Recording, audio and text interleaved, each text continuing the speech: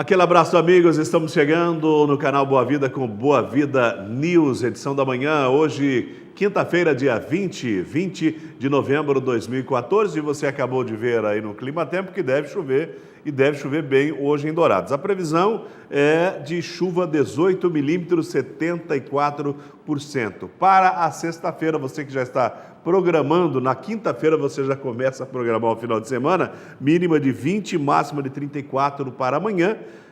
Probabilidade de chuva 92 milímetros, 92%, 11 milímetros deve chover amanhã. Cotação do bovino para Mato Grosso do Sul, R$ 136,88. Cotação do milho, R$ 20,97. Cotação da soja, R$ 61,50. E a cotação do dólar, R$ 2,57. Deu uma queda monstruosa, maravilhosa, 0,56%. Era 2,60, baixou 3 centavos. É mole ou quer mais? Tá bom para você ou não? Olha, o SIAT está oferecendo algumas vagas de emprego. Sempre lembrando, o SIAT é ali ao lado do prédio das Araras e você pode procurar, mas sempre que você for ao SIAT, não se esqueça, os documentos necessários para você buscar sua vaga: carteira de trabalho, carteira de identidade e CPF, não se esqueça. Abastecedor de linha de produção, tem um bom número de vagas, auxiliar de cozinha, agente de pátio, almoxarife, aplicador serigráfico em vidros, auxiliar de laboratório de análises clínicas, auxiliar de limpeza, um número bastante grande de vagas, carpinteiro, caseiro, chapeiro, churrasqueiro, copeira, e copeiro, eletricista de manutenção industrial, encanador, enfermeiro, operador de caixa, operador de caldeira, pedreiro, servente de pedreiro, serigrafista. Portanto, as vagas do SIAT que você confere nesta quinta-feira. Eu estou recebendo aqui o Jornal Diário MS. Olha, o presidente do SET confirma a participação no campeonato estadual. Que bom! O presidente Joaquim Soares disse que o Biratã vai participar. O Alex Lima disse que o SET vai participar. Então, nós vamos ter aí as duas equipes de Dourados na Série A do campeonato estadual. Muito bom. Tarifa de ônibus urbano pode chegar a R$ 2,94. Pelo amor de Deus, R$ 2,94. O problema não é nem tanto ser R$ 2,94. Eu quero saber quem é que vai dar os 6 centavos de troco. A pauta hoje é o jornalismo. Eu estou recebendo o meu amigo Clóvis de Oliveira, do Doura News, dos fundadores aí do Dourados News, o primeiro site de notícias em Dourados, para a gente bater um papo nesta quinta-feira. Clóvis, obrigado por nos visitar aqui no nosso Boa Vida News. Bom dia, Antônio Carlos, bom dia, amigos. Parabéns pelo seu programa. É o que faltava realmente para completar nossas manhãs. Eu fico feliz em ter essa oportunidade e o privilégio de ser seu convidado hoje. Nós vamos trazer aqui, sempre que possível, os nossos amigos jornalistas, para dar uma balanceada aí entre os nossos entrevistados, os nossos convidados, e trazer também para a gente falar sobre os acontecimentos da semana e tudo mais. O Jornal Diário MS traz hoje, o Clóvis, tarifa de ônibus urbano pode chegar a R$ 2,94. Nós temos uma lei sancionada aí pelo governador André Putineri, de que agora não pode dar mais balinha, nem bola de gude, nem clipse, nem caneta, nem papel timbrado, nem nada de troco. E aí, como é que fica? Se realmente for... Por que não põe R$ 2,90? Ou R$ 3, né? Vai doer, não vai mudar muita coisa? Na verdade, entende-se que com esse 2,94 já está se propondo uma negociação, né? Aham. Porque... logicamente que talvez os movimentos populares vão reclamar do preço, ou talvez a própria empresa vai reclamar do preço e alguém vai ter que puxar ou para cima ou para baixo. Eu entendo que, tudo bem, que pode ser que estejam represados alguns custos aí, de manutenção dos veículos, de circulação, de salário do pessoal, mas também é preciso entender que o consumidor final, o usuário do transporte coletivo, ele também não está com essa condição toda de estar pagando aumento de tarifa, ainda mais no final do ano, na virada do ano aí. Talvez, Antônio Carlos, 2,94 é para chegar aí nos 2,80, 2,90. Se chegar no 3, 2,70, porque hoje está 2,50. Ou 2,75, que você dá uma moedinha de 25 porque a moeda de R$1, de 1 centavo sumiu, né?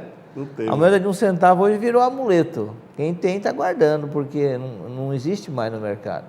E a lei diz, né, você lembrou bem, a lei proíbe o troco alternativo, aí, né, que seria bala, caixa de fósforo e etc.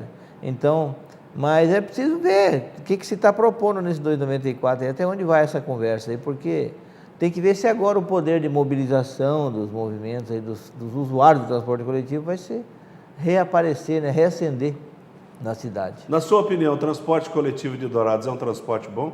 É bom, tirando alguns probleminhas de questão de horário, que às vezes um horário fica meio esticado em relação ao outro, dependendo de alguns períodos do dia, mas a gente percebe que ali no trecho principal, que era o trecho das universidades, resolveu bem a situação. Acho que para isso serviu o movimento do ano passado, né? Melhorou bem, o pessoal do transporte coletivo universitário está contemplado. Eu acho que existe mais horários, mais opções, né?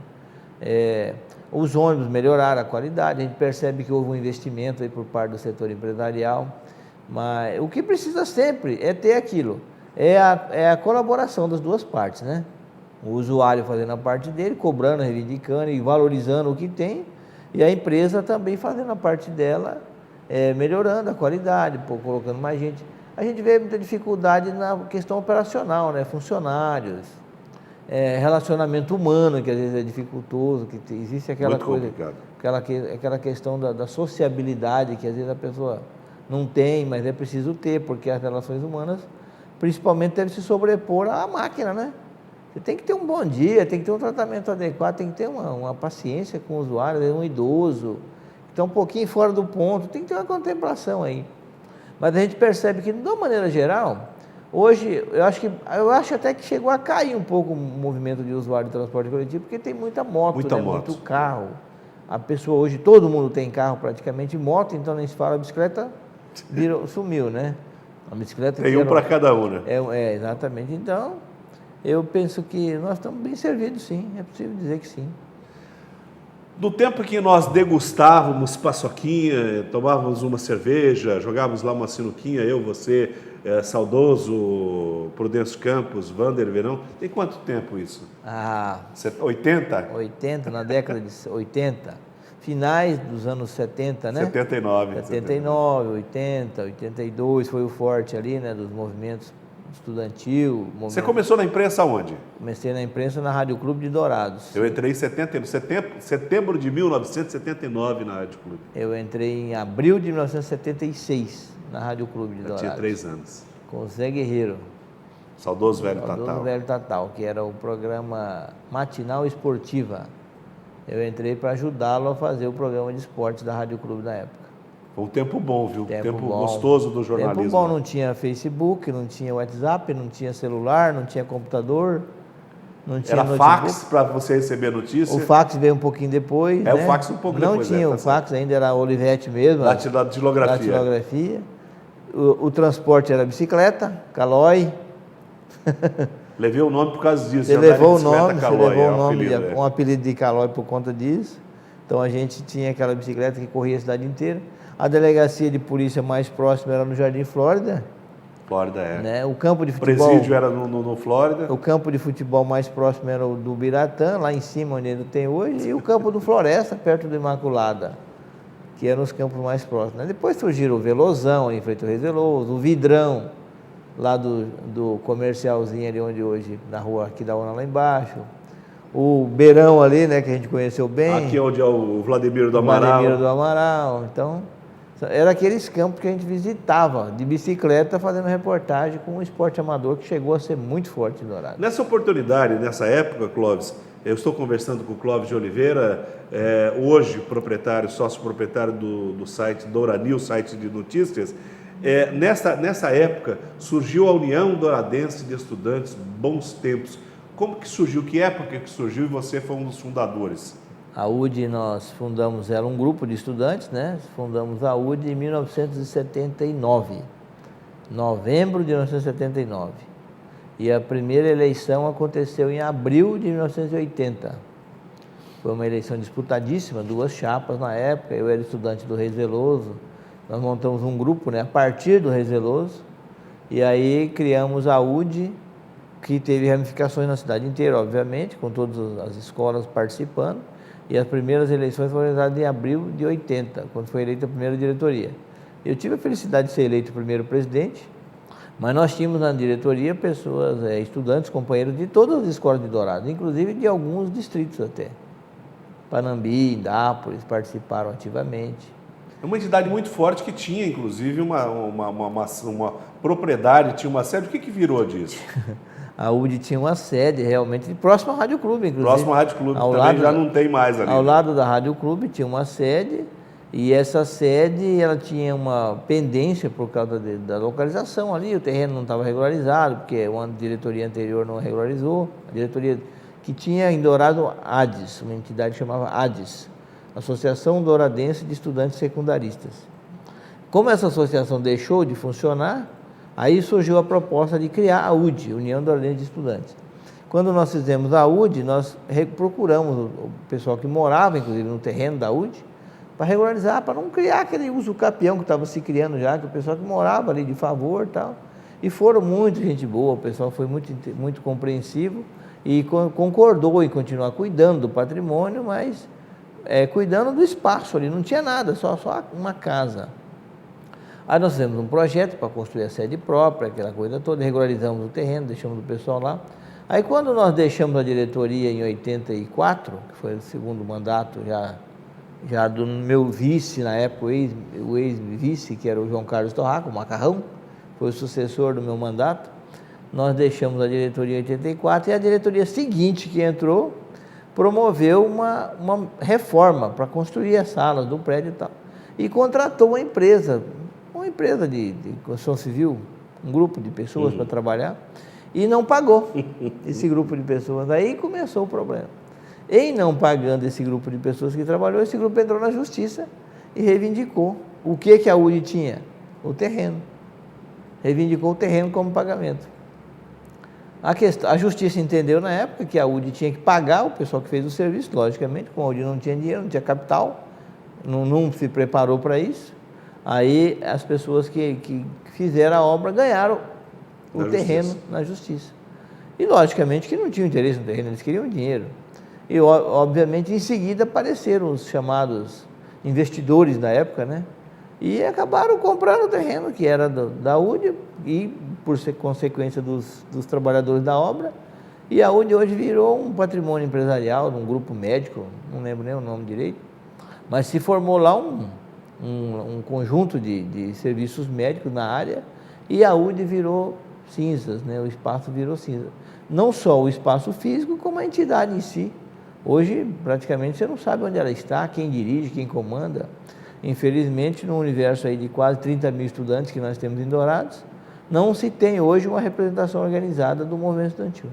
A União Douradense de Estudantes organizou, para a gente, antes de ir para o intervalo comercial rapidinho, o FEMPOP, Festival da Música, que nos bons tempos conseguiu colocar aí 3, 4, 5 mil pessoas, também no saudoso ginásio do Clube Atlético Douradense. Não tem como mais reeditar um festival desse? Eu acho que hoje os tempos são outros, né? Outros, né? Foi um impulso realmente na música popular, no incentivo aos intérpretes da música popular. Surgiram bons nomes na época. Carlos Fábio, Nildo Passito, o próprio Tim, que tocava na banda Flox, que era a banda que dava o suporte. Surgiu a união do casal Albino Mendes e Nilceia, que apresentavam o FEMPOP juntos e depois acabaram constituindo família juntos. Eu cheguei a apresentar juntamente com o Serginho. Você foi apresentador junto com a Joana. Com a Joana Oliveira.